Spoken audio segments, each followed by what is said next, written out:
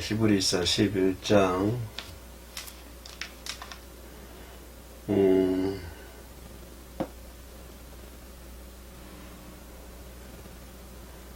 23절 40절까지 다 읽어야 되는데 시간 한 줄만 줄입시다. 20절부터 23절까지만 하겠습니다. 히브리서 11장 20절로 23절 같이 갑니다. 시작. 믿음으로 이삭은 장차 있을 일에 대하여 야곱과 에사에게 축복하였으며 믿음으로 야곱은 죽을 때에 요셉의 각 아들에게 축복하고 그 지팡이 머리 위에 의지하여 경배하였으며 믿음으로 요셉은 임종 시에 이스라엘 자손들이 떠날 것을 말하고 또 자기 뼈를 위하여 명하였으므로 믿음으로 모세가 났을 때에 그 부모가 아름다운 아이임을 보고 석 달 동안 숨겨 왕의 명령을 무서워하지 아니하였으며. 여기까지만 봅시다. 히브리서 11장을 다 전체 읽으면 이해하기 좀 쉽습니다만 원래 11장이 믿음의 장이기 때문에요. 11장 앞에 부분도 11절 1절에서 믿음은 바라는 것의 실상이요 시작하면서 3절에 믿음으로 모든 세계가, 4절에 믿음으로 아벨은, 5절에 믿음으로 에녹은, 계속 절마다 계속적으로 믿음을 강조하고 있습니다. 20절도 계속 믿음으로 이삭은, 믿음으로 야곱은, 믿음으로 요셉은, 믿음으로 모세, 그죠? 또 27절에 믿음으로 애굽에 떠난 왕의 너를 무서워하지 아니하고, 28절에도 믿음으로, 30절에도 믿음으로 계속적으로 믿음을 강조하고 있습니다. 그래서 11장은 믿음장이다라고 얘기를 합니다. 그 제목을 믿음으로라고 하는 제목을 붙여봤는데요. 이 믿음은 우리가 가지고 있는 이 믿음, 하나님을 믿는 믿음, 예수 그리스도를 믿는 믿음, 우리가 날마다 고백하고 하나님을 찬양하고 하나님의 경배를 드립니다만은 우리가 가지고 있는 이 믿음은 우리들의 삶에 상당히 지대한 영향을 미치게 되는 것이죠. 지대한 영향이라고 더 크게 말하면은 완전히 인간의 삶을 큰 영향을 미치는 것이 이 믿음입니다.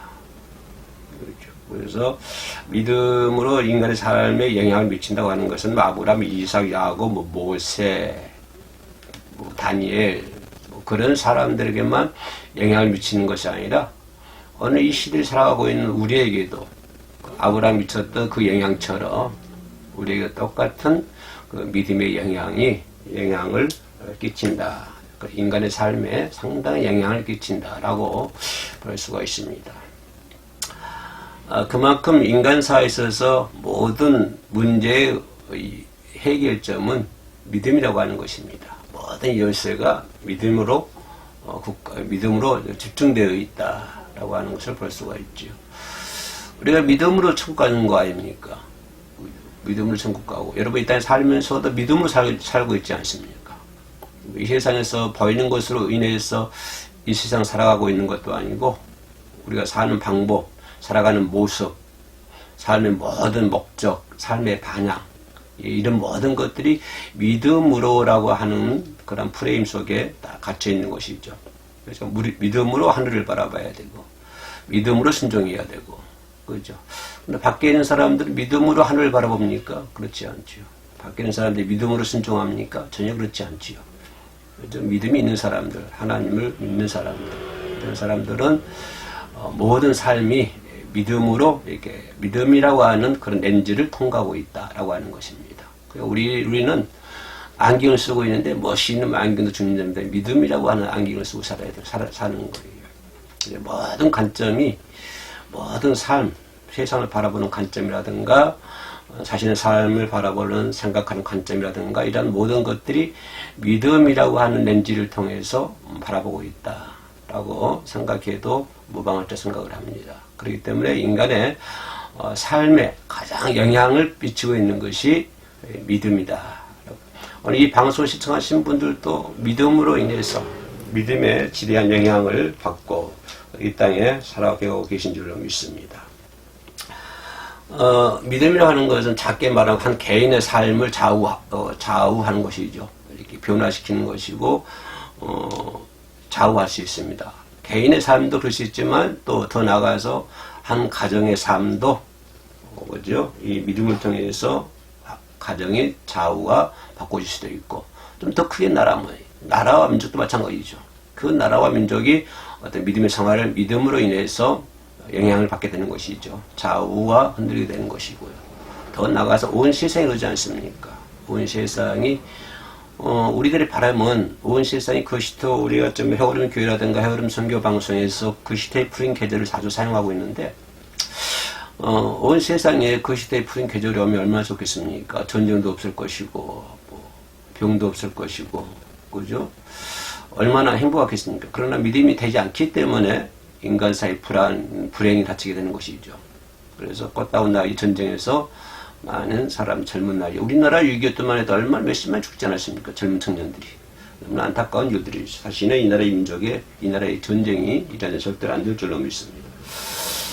그렇기 때문에 이 믿음이라 하는 것은 그 나라에 어떤 영향을 끼칠 수가 있다. 작게 말하면 한 개인의 삶은 말할 것도 없고요.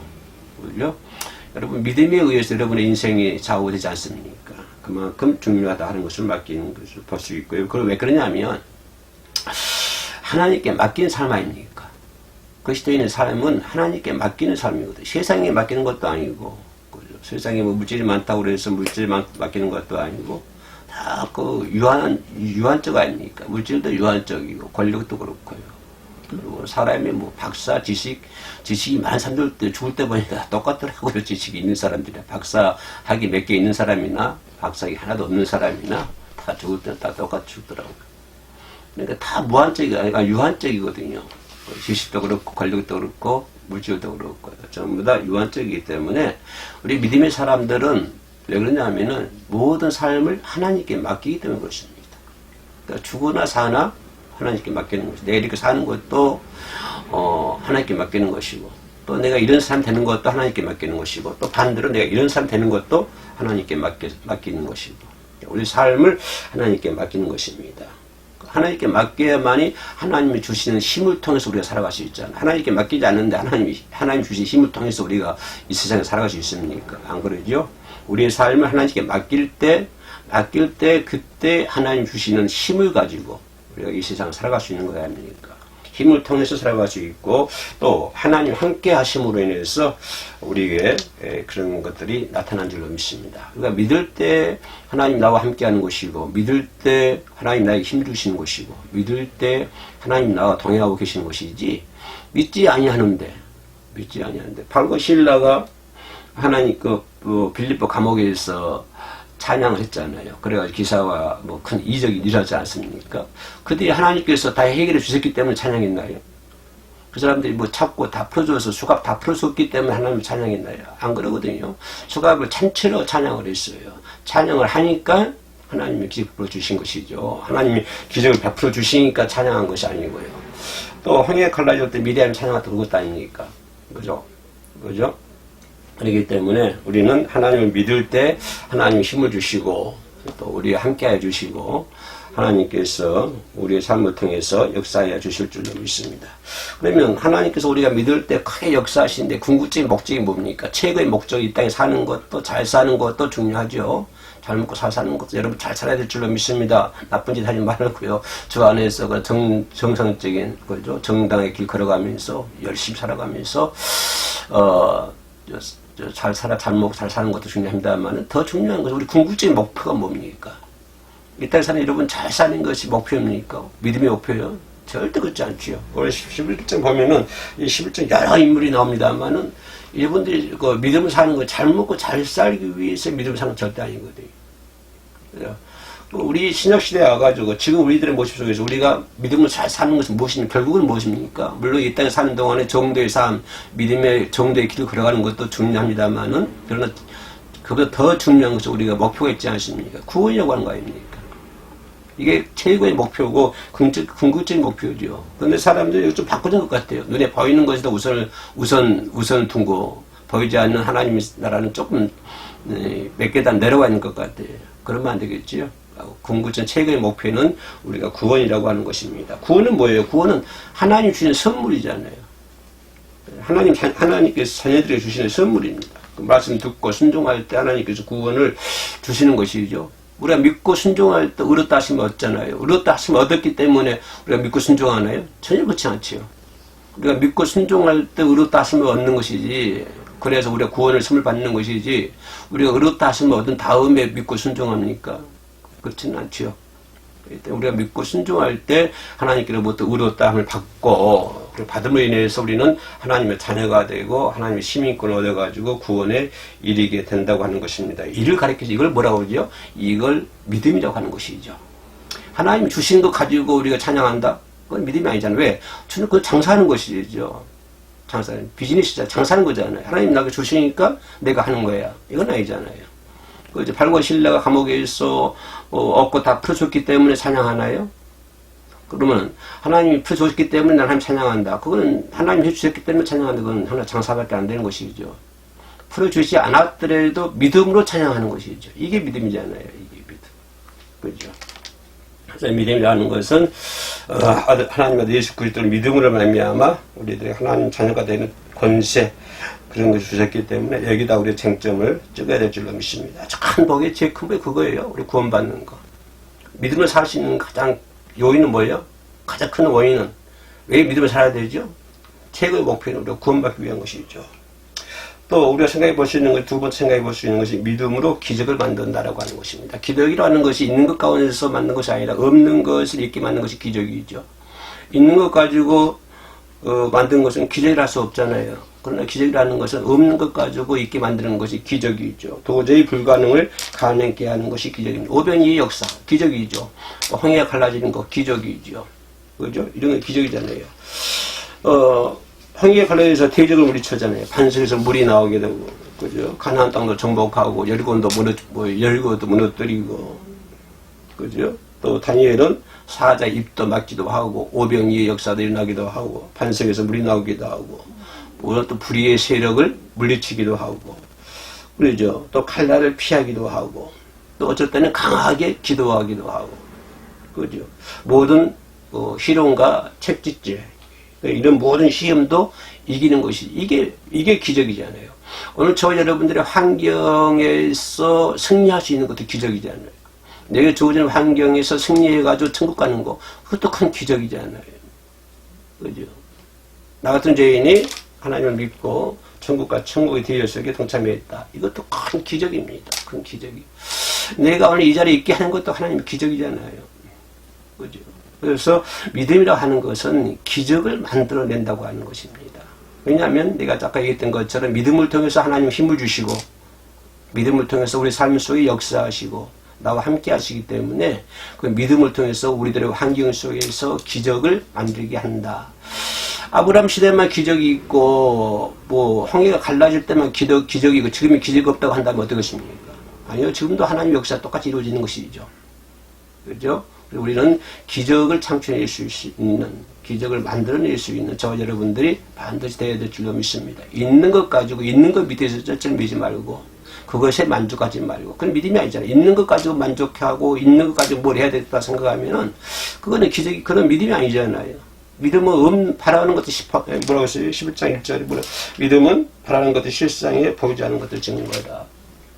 그게 믿음이죠. 근데 있는 것 가지고 쩔쩔 매고 있는 것 가지고 뭐 하려고 그러고 있는 것 가지고 있는 것에 의해서 영향을 받는다고 한다면 거기 믿음이 어디 있겠어요?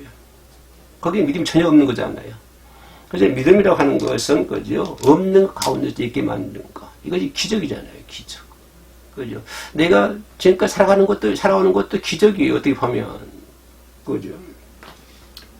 그래서, 이 믿음은 시험도 이기게 만들고, 어려움도 이기게 만들고 어려운 기적도 만들고 하는 거. 이게 믿음이라고 하는 것입니다. 나로 하여금 그 시험을 이기게 만드는 게 뭐예요? 그게 물질인가요? 돈이 많으면 그 시험 이길 것 같아요? 전혀 아닙니다. 여러분 풍족하게 다 있으면은 어려운 시험을 이길 것 같아요? 그것도 아니에요. 시험을 이길 수 있는 방법은 믿음이죠. 믿음이 있어야만 시험을 이길 수 있는 거잖아요. 시험은 맨날 오잖아요. 사탄 얼모도 있고요. 그죠? 세상적인 중에서 그죠? 눈만 뜨면 시험이 많이 오잖아요. 그런 시험에 넘어가지 않기 위해서는 뭐가 필요하다? 반드시 올바른 믿음이 필요하다고 하는 거죠. 믿음이 약해지면은 세상 쪽으로 흔들리게 되고 세상에 빠지게 되고 세상 쾌락을 즐기게 되는 것이고 세상 낙가운데 헤매게 되는 것이죠.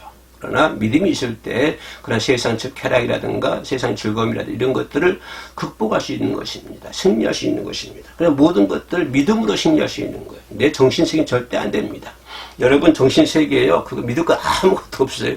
내 마음이요. 인간의 마음이요. 믿을 거 전혀 없습니다. 하나씩 갈 때하고 어떻게 다른 인간의 마음이고 인간의 생각이에요. 내가 오늘 내 생각부터 내가 믿음서 잘 해야 되겠다. 그렇게 될 것 같아요? 전혀 안 돼. 또 잘못된 것도 바꿔줘요.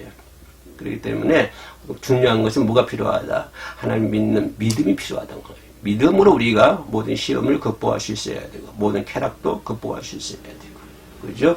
믿음으로 기적을 만들 수 있는 저 여러분들이 반드시 되어야 될 줄로 믿습니다. 또 나아가서 오늘 11장에 나와 있는 믿음으로 많은 사람들이 나오는데 무엇으로 나오고요? 유월절 한계도 나오고요. 황해도 흘러지는 한계가 나오기도 하는데 믿음으로 이들은 뭐냐면 환난과 핍박을 오히려 이겼다는 것이 문제 아니라 환난과 핍박을 극복했다. 이런 차원이 넘어가지고 그 환난과 극복을 오히려 나에게 유익하게 만들었다고 하는 것입니다. 근데 우리는 어떻습니까? 환난과 어려움이 왔다, 핍박이 왔다 그러면 그 상태만 그 상태를 벗어나려고 하는, 그 상태 벗어나서 그것이 나하고는 아무 상관이 없는, 연관이 없는 그런 단계에 이르려고 그러잖아요. 근데 믿음이라는 것은 그것은 믿지 않는 사람도 그렇게 할 수가 있어요.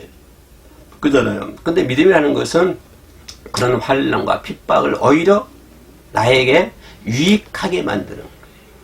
이것이 믿음이라고 하는 것입니다. 근데 이것이 기적이고요. 왜? 하나님이 함께 하시기 때문에 하나님 힘을 주시기 때문에 할 수 있습니다. 내 삶 속에 하나님 동행하시고 그죠? 그렇기 때문에 할 수 있는 것이죠. 믿음을 가진 자들은 우리 앞에 닥쳐오는 모든 환난, 핍박을 오히려 유익하게 만들 수 있다. 다니엘의 세 친구를 보세요. 그들은 어떤 어려움 속에서도 하나님을 절대로 저버리지 않지 않습니까? 그래가지고 결국에는 뭡니까? 7배나 되는 더 뜨거운 불물 속에 던짐을 받았으나 오히려 구원을 받게 되지 않습니까? 불 던졌던 그 왕도 오히려 하나님을 찬양하지 않습니까? 그죠? 오히려 그런 과정을 통해서 본인의 신앙을 지키게 됐다고 하는 것입니다. 그런 다니엘이 오는 환난과 핍박은 오히려 하나님을 영광스럽게 하고 자신의 신앙을 지키게 하는 그런 기사와 이적을 만들어냈다라고 하는 것입니다. 다니엘이 그렇게 할 수 있었던 비결은 뭘까요? 믿음이잖아요. 믿음이 있었기 때문에 다니엘이 그렇게 했었죠. 다니엘이 그렇게 했던 것처럼 어느 이 시대를 살고 있는 우리들도 똑같은 믿음으로 다니엘이 소유했던 그 믿음이 있지 않습니까? 그럼 그 믿음으로 우리가 이 세상에 승리를 해야 되죠. 그 믿음으로. 그죠? 그래서 오히려 자신의 신앙을 증거하게 만들고 하나님 이름을 알리는 그런 계기가 되지 않았습니까? 그래서 왕의 입을 통해 가지고 하나님의 성을 찬송하게 만드는 그런 경우로 바꿔버리지 않습니까? 그렇기 때문에 우리가 이 땅에 살면서 어려운 일이 올 수도 있습니다. 하나님을 믿는다고 해서 기도한다고 해서 안 오는 건 아니에요. 그러나 올 수 있습니다. 그러나 그 어려운 일들을 그런 환난과 그런 어려운 일들을 오히려 믿음으로 그걸 승화해가지고 유익이 될 수 있도록 우리가 만들어야 될 줄로 믿습니다. 이것이 믿음이라고 하는 것입니다. 마지막 네 번째 생각해 볼 수 있는 것은 하나님의 편을 택했다고 하는 것입니다. 가장 중요한 대목이죠. 우리가 이 땅에 살면서 세상을 택하겠습니까? 하나님의 편을 택하겠습니까? 당연히 이 방송 시청하신 분들은 하나님의 편을 택합니다. 그러시겠죠. 맞습니다. 그렇기 때문에 오늘 오셔서 함께 예배드리고 이 말씀을 듣겠지요. 우리는 하나님을 택했습니다. 세상을 택한 거 아니고 세상의 물질도 택한 것도 아니고 세상의 그 어떤 것이다 우리는 택한 거 아닙니다. 우리가 택한 것은 오직 하나님이십니다. 우리가 하나님을 택했어요. 그죠? 모세나 바로 공주는 그죠? 모세는 보죠. 모세는 어떻게 해요? 모세는 그 바로 공주의 아들로 성장을 했잖아요. 그래서 그 궁전에서 한 몸의 영화를 누리고 또 얼마나 교육을 많이 잘 받았겠어요. 뭐 무술이라든가 뭐 학식이라든가 이런 철저한 그런 그 훈련과 교육을 잘 받았겠지요. 그러니까 영광을 한 몸에 누릴 수 있는 그런 사람이었습니다. 그럼에도 불구하고 그 길을 택했습니까? 아니죠. 이대로 목장에 가서 40년 동안이나 짐승을 치우는 그런 길을 택하지 않았습니까? 공주의 자녀 아들로서 호화스러운 궁중 생활을 택한 것이 아니라 하나님을 택한 것이죠. 우리가 모세처럼 그런 지기에 놓였다면 여러분은 어떻겠습니까? 호화스러운 궁중 생활, 왕의 자녀로 앞으로 왕이 될 수도 있잖아요.